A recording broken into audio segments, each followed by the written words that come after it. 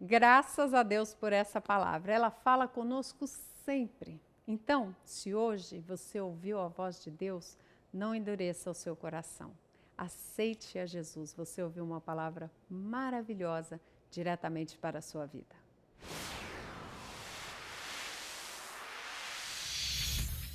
Mar da Galileia. No despertar do dia, o jovem João recebeu um chamado que mudou toda a sua vida. De pescador a um dos discípulos mais chegados do Mestre. Seu ministério apostólico se destaca nas páginas do Novo Testamento. O Discípulo Amado, um relato profundo e apaixonante sobre a vida e ministério de João. Leia e se emocione com a história do amigo fiel do Mestre até o fim. O Discípulo Amado, um produto com a qualidade CPAD.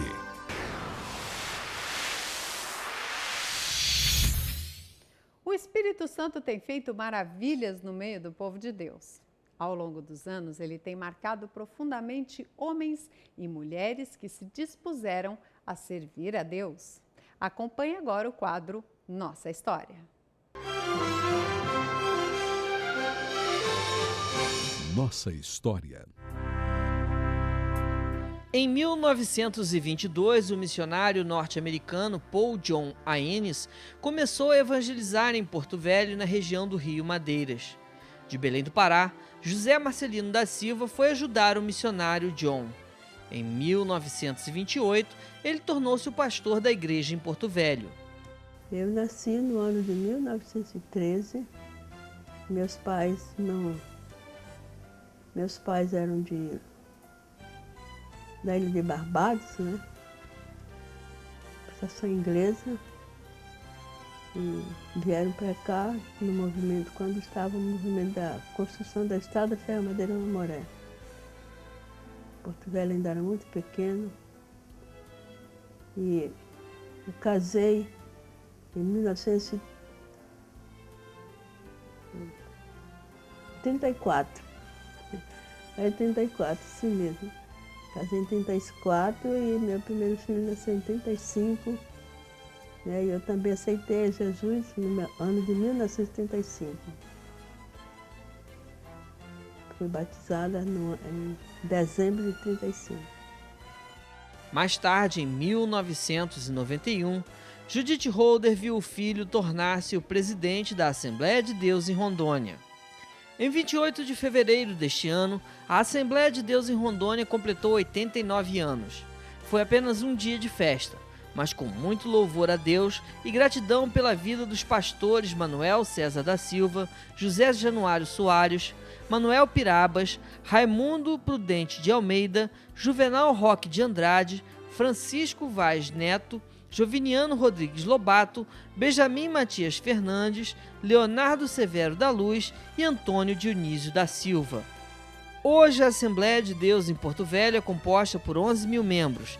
E agradeço a Deus, louvo o seu nome, porque reconhecendo a nossa fragilidade, a nossa pequena condição, mas também reconhecendo a grandeza de Deus, que é o Senhor dos Senhores, Rei dos Reis, Alfa e Ômega, princípio e fim, que através do seu Filho Jesus, ele nos garante uma salvação perfeita e gloriosa para a nossa vida presente e na vida futura. Somos defensores da Assembleia de Deus, né? Porque nela nós aprendemos os ensinamentos básicos da fé cristã.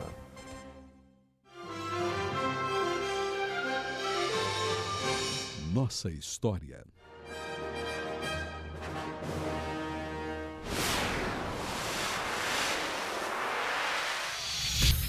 A paz de espírito não é algo pelo que podemos nos esforçar para adquirir diretamente, e muito menos comprá-la. A evidência mais clara de que a graça de Deus está trabalhando em nosso coração é quando não tememos o mal e nos entregamos completamente nas mãos do Senhor Jesus. Acompanhe mais essa história de vida. A Assembleia de Deus em Jundiaí, no estado de São Paulo, tem um patriarca. Trata-se do pastor Eliseu Queiroz de Souza, um obreiro que tem muitas histórias para contar. E é com ele que eu converso na manhã de hoje, aqui no programa Movimento Pentecostal. Pastor Eliseu Queiroz de Souza, como foi a sua conversão a Cristo?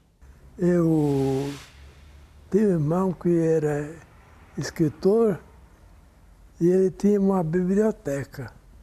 Aí eu vi um livrinho assim, perguntei, ele chamava Sérgio, já partiu para o senhor. Aí eu disse, Sérgio, que livrinho é esse? Listadinho assim. Era uma Bíblia de Figueiredo. Fui lendo e fui compreendendo que nós não estávamos de acordo com o conteúdo daquela Bíblia dizia. Então eu me converti sozinho por meio dessa leitura. O pastor Eliseu Queiroz de Souza nasceu em Delmiro Gouveia, no interior de Alagoas. Por volta do ano de 1935, ele era o único crente na região. Entretanto, ele só foi ordenado ao pastorado na cidade de Marília no ano de 1950. Porém, a chamada ao ministério foi por meio de um sonho em que ele voltava à cidade natal e pregava a palavra de Deus à família. Esse sonho se cumpriu. Eu voltei para pregar o Evangelho na minha casa. Minha mãe era muito católica, aceitou. Quebrou, tirou o santo, foi uma conversão maravilhosa. Mas meu pai não. Outros filhos se converteram ao Evangelho. E meu pai ficou doente.